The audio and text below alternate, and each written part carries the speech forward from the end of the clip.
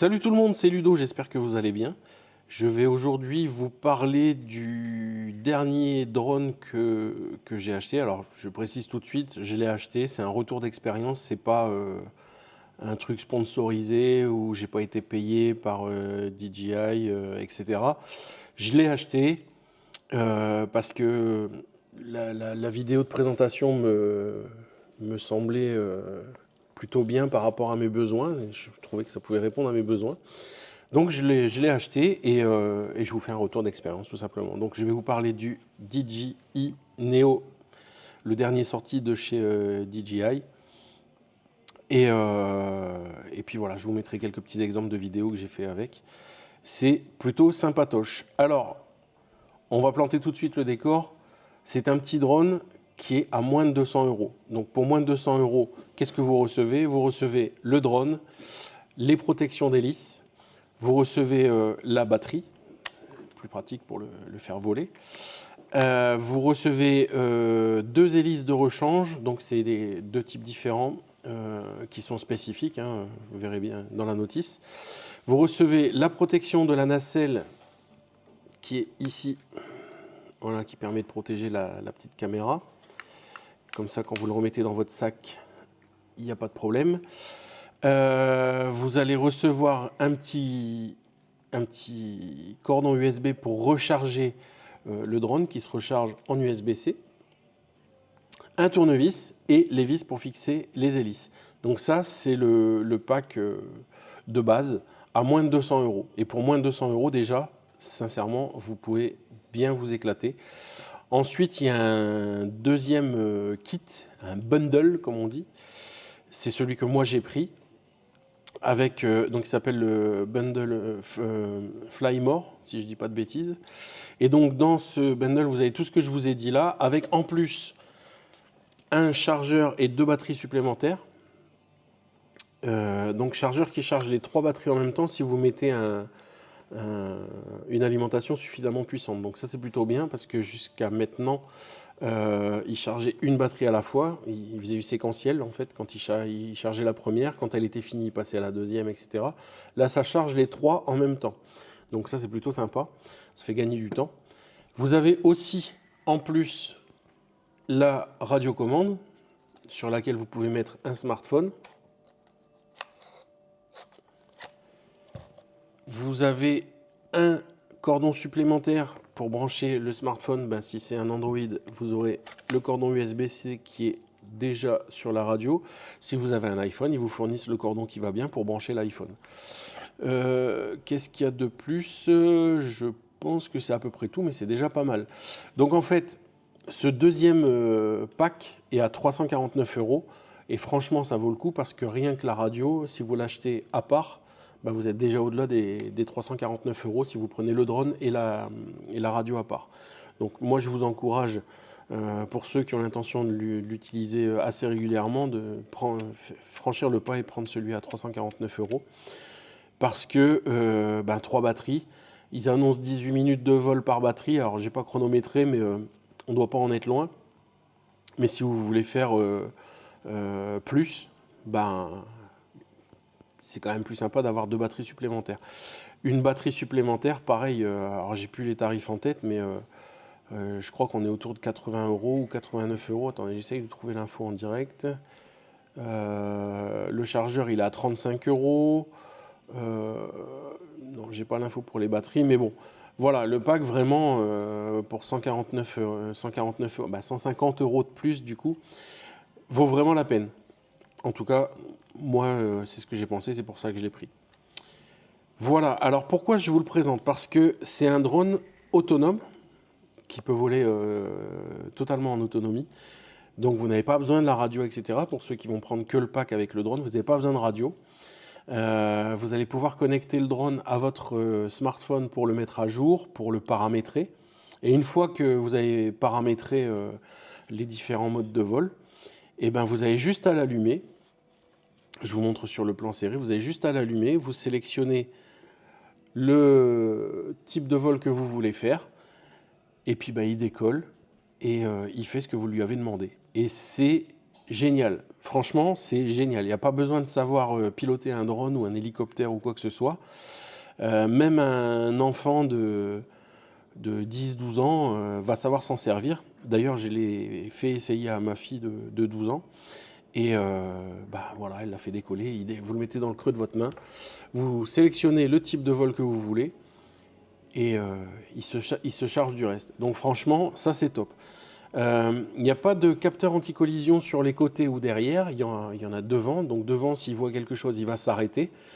Mais la seule chose à faire attention, c'est si vous voulez faire un vol de face, un face cam pour faire un vlog ou que sais-je, quand le drone va reculer, s'il y a quelque chose derrière, il ne le verra pas. Donc, vous avez des risques de collision. Maintenant, voilà, à moins de 200 €, on ne peut pas lui demander non plus d'avoir des capteurs dessus, dessous, sur les côtés, etc. Donc, je trouve que le prix est très raisonnable. Et pour le prix, il fait très bien le job pour lequel il est fait. Moi, pour mes premiers tests, je l'ai emmené en forêt. Je l'ai mis en mode suivi. Et il m'a suivi tout le long de ma balade en forêt sans aucun problème. J'ai eu deux petites collisions chez moi. Alors c'est là où c'est un peu ironique. En forêt, j'ai eu aucun problème, mais chez moi, j'ai un terrain sur 2 étages. Et en fait, j'étais trop près du 2e étage. J'ai voulu tester la fonction Circle. Et j'étais un petit peu trop près. Il est allé taper sur le haut du terrain. Donc il est tombé, il s'est arrêté et aucun dégât. Rien. Donc les protections sont efficaces. J'ai vu plusieurs vidéos avant de l'acheter de personnes qui l'avaient testé aussi dans des conditions en sorte de provoquer les crashs. Et j'ai plusieurs retours de personnes qui ont dit qu'ils l'ont crashé plusieurs fois et qu'il n'y a aucun dégât. Donc ça, c'est plutôt très bien. Voilà, moi je suis pas un grand pilote de drone, j'ai un autre drone pour les vidéos et les photos. J'aime beaucoup faire de la photo aérienne, je trouve ça très sympa. J'ai le DJI Mini 4 Pro qui est plus cher, plus avancé, avec des capteurs dans tous les sens. Et le gros problème, c'est que vu le prix du truc, comme je suis pas un grand pilote, chaque fois que je dois m'en servir, je suis en stress. Là, avec celui-là, zéro stress. On l'allume, il décolle, il fait le job et voilà. Alors déjà, il est moins cher, donc vous dites inconsciemment que si vous le crachez, c'est moins grave. Quand on a pour 1000, 2000 €, c'est pas la même chose. Hein. Si on le crache, on fait un peu la gueule. Là, pour le coup, je dis pas que c'est pas grave, je dis pas que c'est rien, mais à 200 €, on se sent plus libre de prendre un peu plus de risques. Et donc du coup, on s'en sert beaucoup plus facilement, j'ai envie de dire.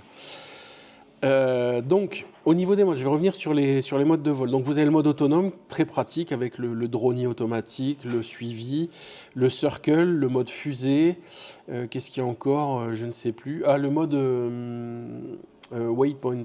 Donc, en fait, quand vous mettez dans ce mode-là, le drone est en stationnaire et il vous suit, mais sans se déplacer. Vous voyez, il va se tourner pour vous suivre.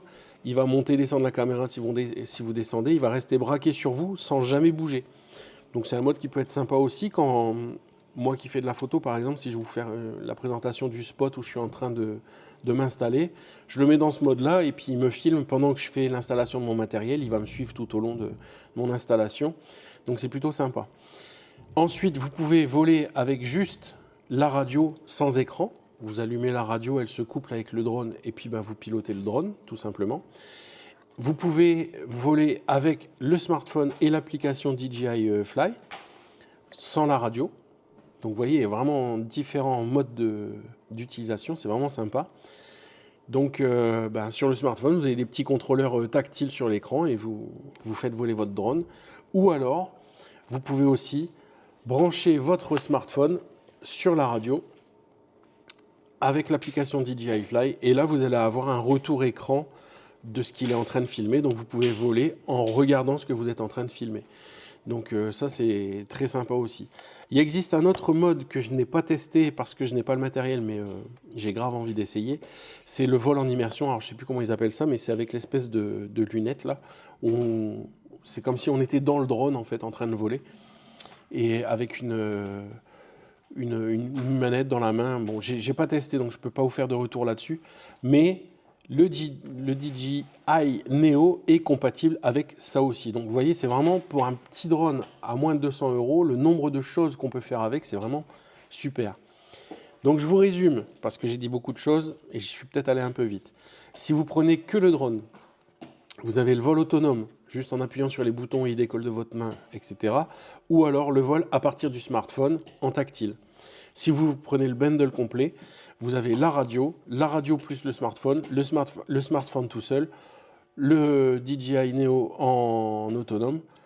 Vous avez beaucoup plus de possibilités. Et après, si vous voulez passer au vol en immersion, alors je ne sais plus comment ils appellent ça, du FPV, un truc comme ça, bref, je ne suis pas un grand spécialiste, bah là, il faut acheter l'équipement. Je crois qu'il y en a pour un peu moins de 700 €. Bon, c'est une somme, hein, mais je pense que ça doit être vraiment très sympa. Voilà, c'est pas une revue technique, hein, je ne vous fais pas les détails du drone. Peut-être juste son poids qui est juste incroyable, hein. Je crois qu'on est à 139 grammes. Alors attendez, je cherche l'info, mais en tout cas, c'est voilà, c'est vraiment pas lourd du tout. Donc on rentre dans les premières catégories de drones. Si vous achetez 135 grammes exactement.